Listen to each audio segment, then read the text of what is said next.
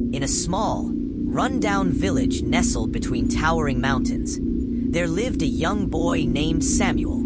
His family was poor, struggling to make ends meet.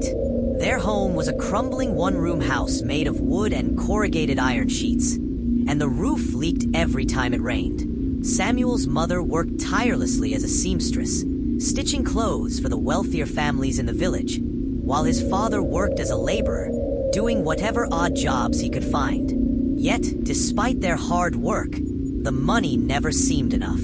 Samuel was different from the other children in the village.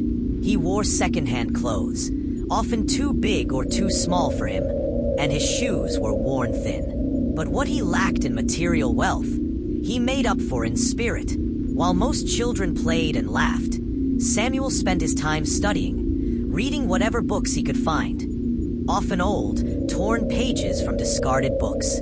He was fascinated by the world outside his small village and dreamed of a future where he could escape the poverty that had defined his life.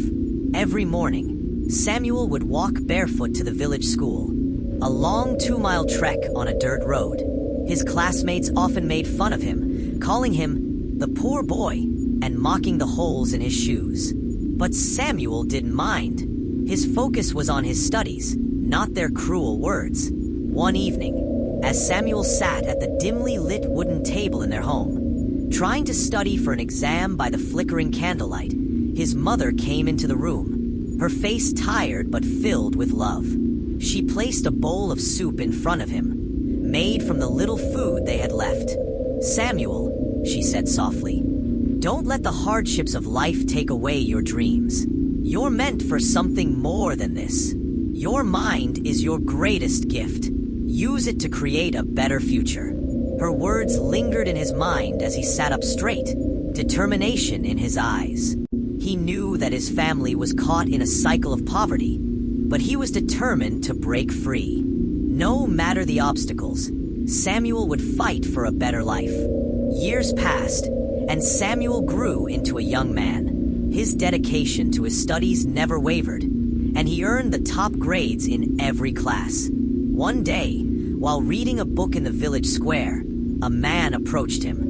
He was tall, dressed in a suit, and had an air of confidence about him. He introduced himself as Mr. Davis, a philanthropist who had been working with several villages to provide scholarships to promising students.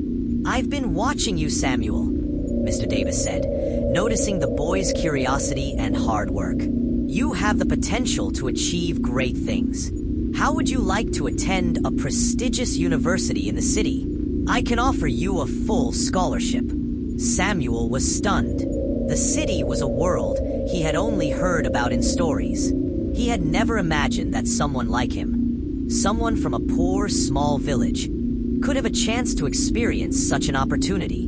But here it was, a life-changing chance. With a grateful heart, Samuel accepted the offer, knowing it would be the key to unlocking the future he had always dreamed of. The transition to city life was not easy. The university was vast, with towering buildings and classrooms filled with students who had never known the struggles Samuel had faced. But Samuel quickly adapted.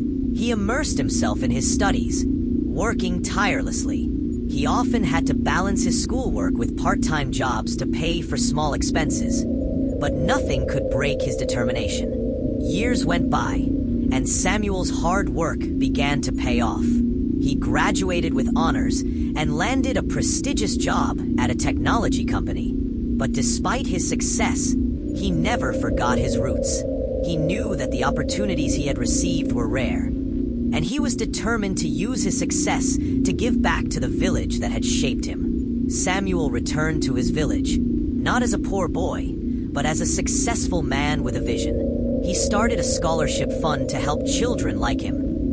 Children who had the potential but lacked the means to escape the cycle of poverty. He built a new school in the village, filled with books and computers, where children could dream and learn without limitations. Over time, the village transformed.